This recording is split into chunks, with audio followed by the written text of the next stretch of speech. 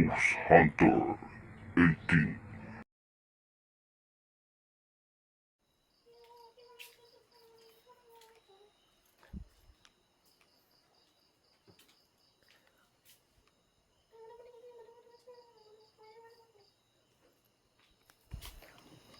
Yun mga kaldro,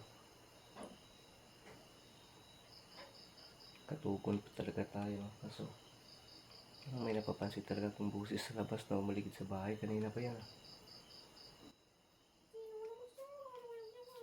Oh, yun, parang kay Amaya to ah. Tingnan ko yung oras. Ano ba yung oras?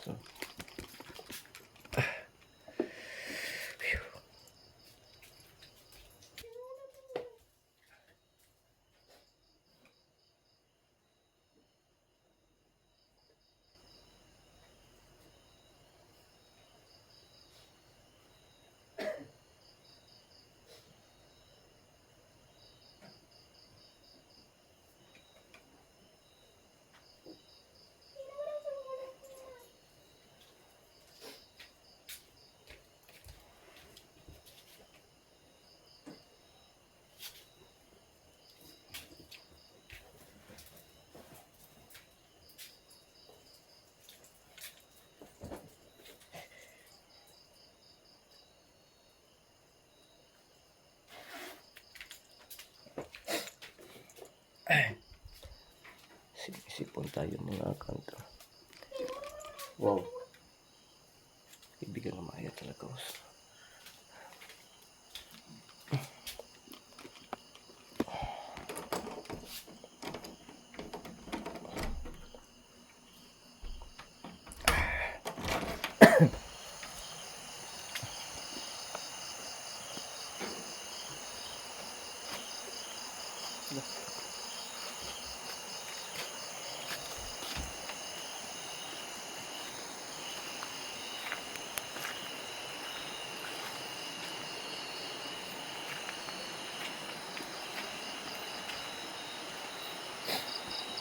Wala.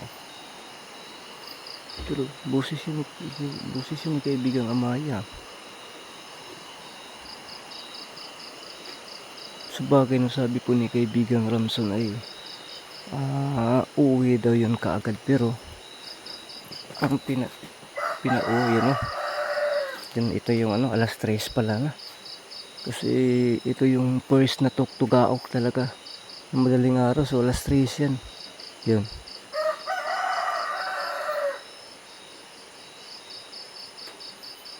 Kaibigang Amaya. Nawala ang kanyang busis. Kaibigang Amaya.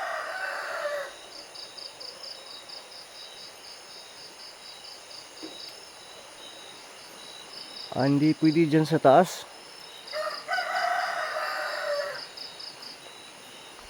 Kaibigang Amaya, nasaan ka? Bakit Bakit na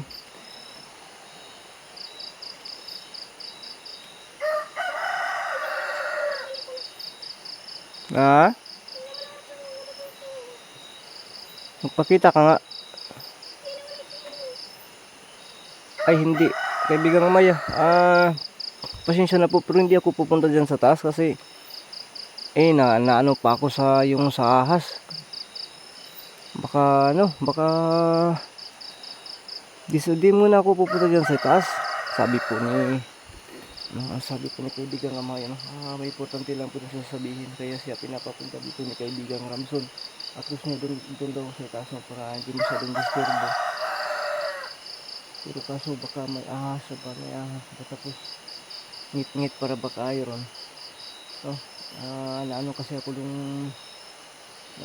yung papunta ko doon na makita na ko natuklaw. Buti na lang po nagiging sa inyo Ramson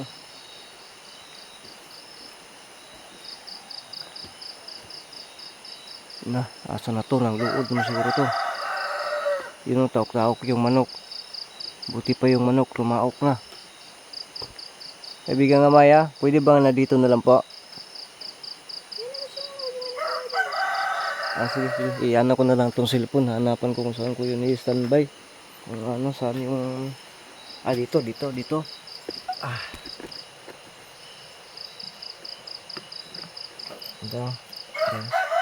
Subukan natin dito, kaibigan mamaya, kung okay lang po ba sa'yo.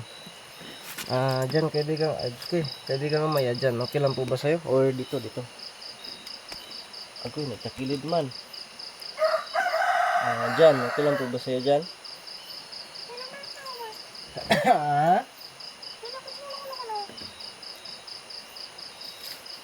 Kita ka nga, kung ano?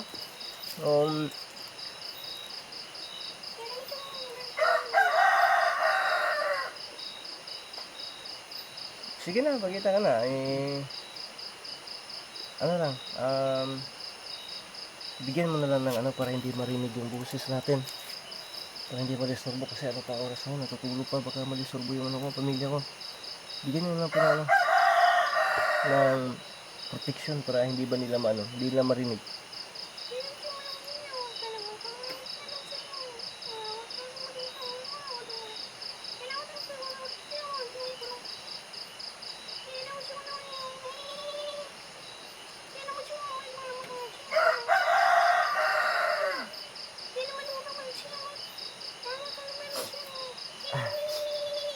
May tumatawag ko. Sabi po ni kaibigang Amay, importante po daw yung sasabihin niya, pinapunta tayo dito. At yan, kaibigan, baka mapagalitan ako dyan ni kaibigan Ramsala kasi yung pupunta ako doon, nagtatanong ako, nagalit sa akin.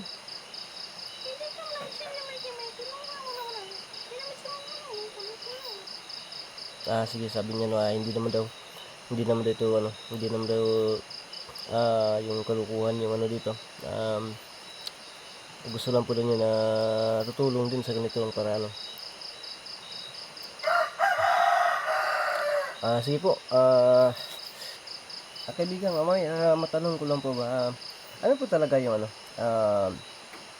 ano po ba talaga yung dahilan po dyan?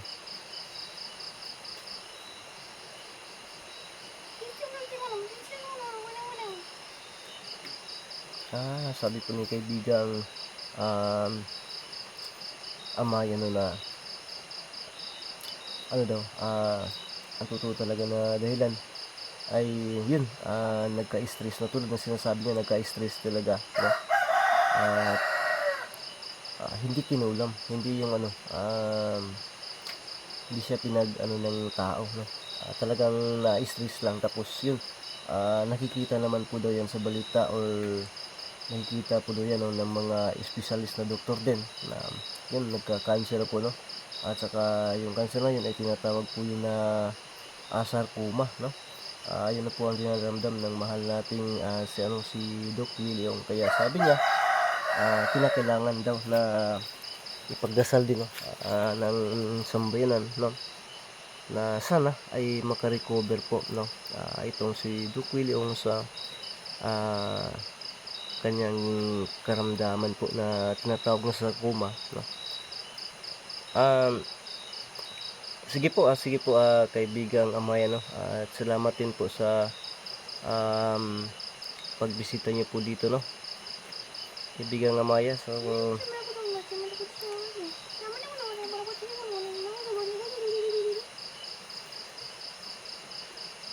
matanong ko lang po, siya po isang doktor, pero bakit nagkasakit siya ng ganun?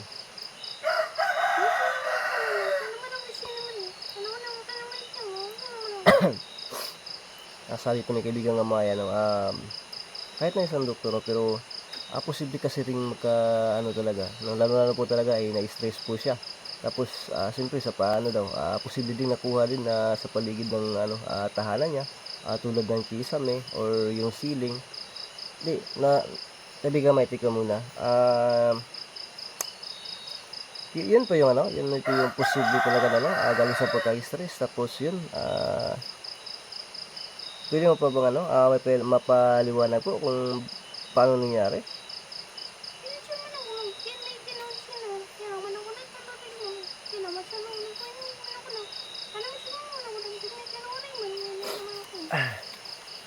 Sabi niya basta yun na lang po daw yung yun na lang po daw yung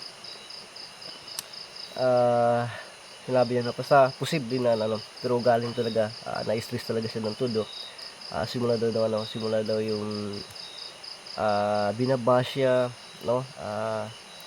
Simula yung tumakbo siya na bilang vice presidente, no? Binabash siya ng todo, at saka parang nadibdib niya ba, no? Kaya yun, hanggang sa nagka-cancer po itong si Doc Willie Ong. Kaya sabi niya ay kinakailangan po daw, no?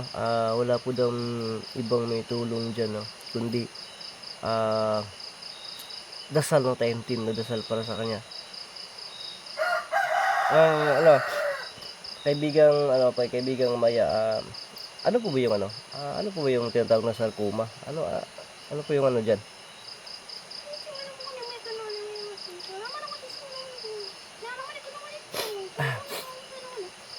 Sinisip po talaga tayo.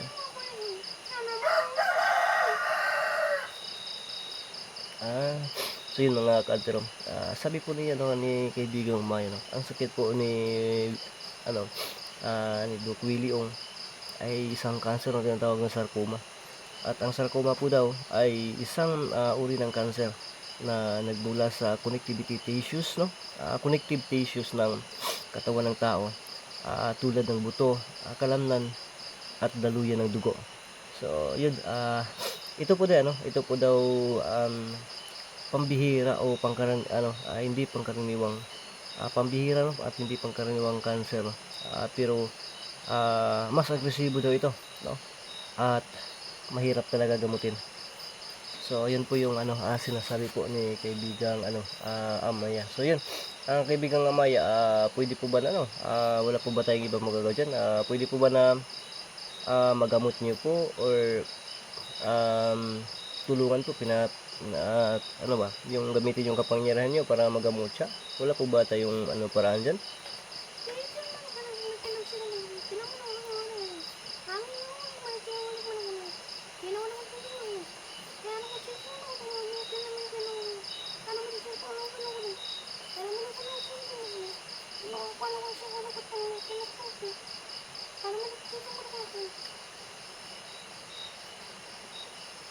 So yan mga kantero, sabi niya, sabi na niya, no, na wala na naman siya. Umuwi na yata si kaibigang Amaya. Yun ang sabi niya, no, kanina, na kaya nga pumunta siya dito, no. Baka daw na may matulungan pa natin sa sa pagdadasal lang, no. Sa pagdadasal lang po talaga, tayong team na dasal, no, para makaligtas po, no, siya. Kasi sabi niya, hindi tayo pwede na yung gamutin gamit ng kapangyarihan nila, kasi Diyos po talaga, no, Diyos po talaga ang huling kakapitan po ng tao. At hindi yung hindi pwede na panghimasukan nila, or yung yung pangunahan po talaga no. So magdasal lang po tayo sa Panginoon, no. Kaya hinihiling niya na ipagdasal po, tapos sana bigyan po ng Diyos po, no. Kaibigang Amaya, salamat po sa pagbisita niyo po dito ngayon, no. Kasi ang ko talaga ay mag-relax muna ako, hindi muna ako explore, no, kasi may problema pa talaga ako, no. Kahapon nga na lumakad pa ako, at mamaya, no, babalik din ako doon kasi may kasuhin din ako, no. Kaya pasensya na po na yung hindi mo na ako nakabalik doon.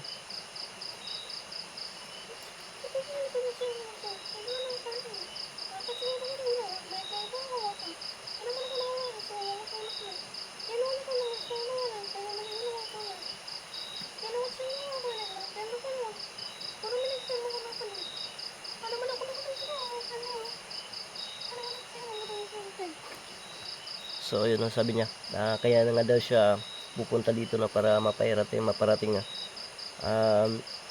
po itong mensahe na to, kasi ang naramdaman daw nila, no, o napansin nila na hindi pa talaga ako pupunta doon, kasi nasabi ko na pupunta ako doon sa tagabantay po, no. ng mahiwagang tubig. Tapos alam po nila na alam po ni kaibigan Ramson na may problema ako, kaya yon tapos hindi ako bumabalik doon ng 2 araw, no? Kaya sila na po yung pupunta dito. Kasi alam talaga niya na nagigising ako ng ng ganitong oras, no? Kaya yun, nagpaparamdam. Pero kanina pa to, kanina pa talaga ito si kaibigang Amaya, no? Hindi ko lang pinapansin. Pero naano ko na si Amaya talaga to, itong busis na to. So yan, kaibigang Amaya, no? Kaibigang Amaya, nandiyan ka pa ba?